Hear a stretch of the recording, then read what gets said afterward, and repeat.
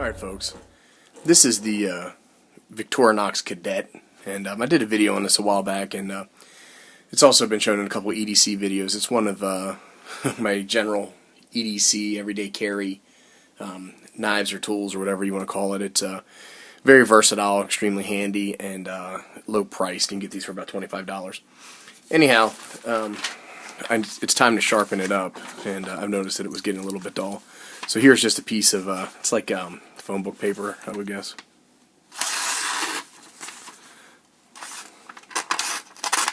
There you go. I think we got lucky on that first cut.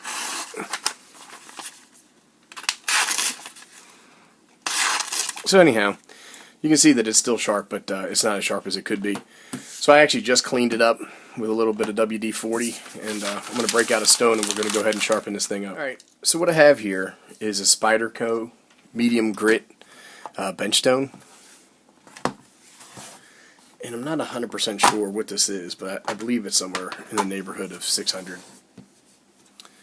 So anyhow, what I'll do is I'll just take this.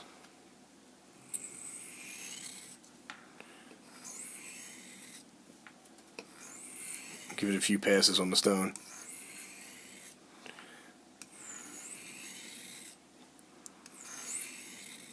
I'm actually sharpening this one-handed. That's not typically how I do this.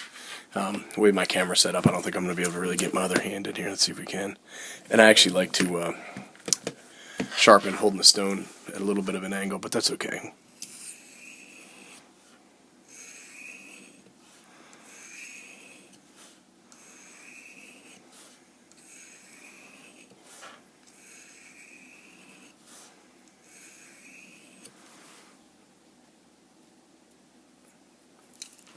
I tell you what, if you really want a different experience, sharpen one-handed while looking through an iPad that's filming a video.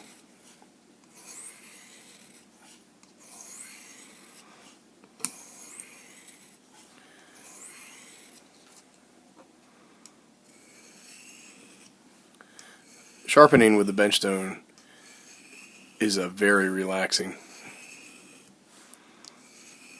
It's something I like to do quite a bit.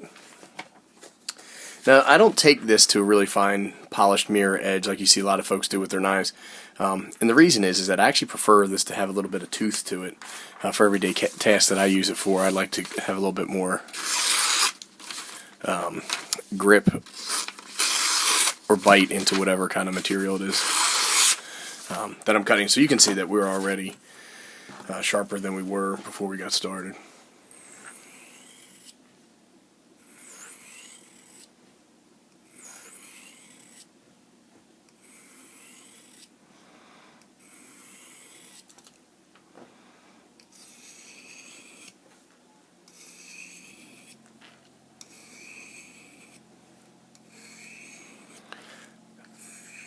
Finding the beveled edge on your stone is very important. I've sharpened a lot of knives, so I have some experience, not a lot of good experience. But what you really want to do is you want to sharpen along that same angle. Otherwise, you could end up reprofiling or actually doing some damage to your knife.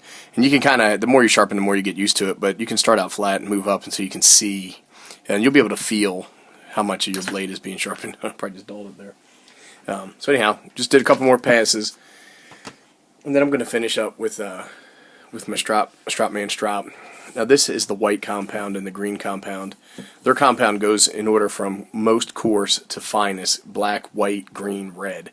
I have a couple different strops with a couple different compounds on there. When I sharpen on the stone, I cut into the stone like this. When I when I hone on a strop, I'm actually going to pull away like that. So I'm just going to give it a couple passes on each side, just to refine the edge a little bit. But like I said, I prefer a little bit of tooth on the edge, so I don't want to go crazy here. So at about the same angle, I'm just going to do a few passes. And you see this strop paste getting dark, and that's steel or material that's being removed from the blade and actually sticking in that compound.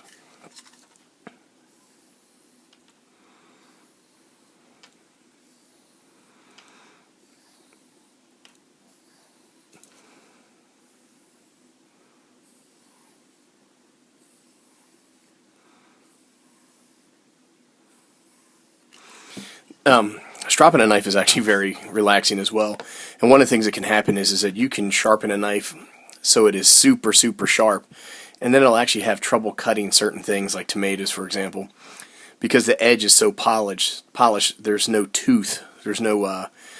What happens is that when you have a knife, the steel kind of goes like this at the apex and creates like micro serrations, and you can polish all those away. So you'll have a knife that is super sharp and can push cut through paper, but it'll have trouble kind of sawing through the skin of a tomato, if that makes any sense.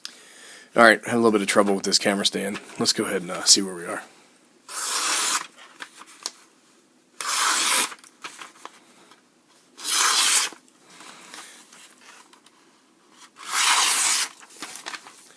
Alright, I'd say it's touched up. It's doing its job. Quick and easy. Recommend a strop to anybody, and you don't have to get a Spyderco bench stone, but get yourself a nice little bench stone and practice a little bit. It's very rewarding.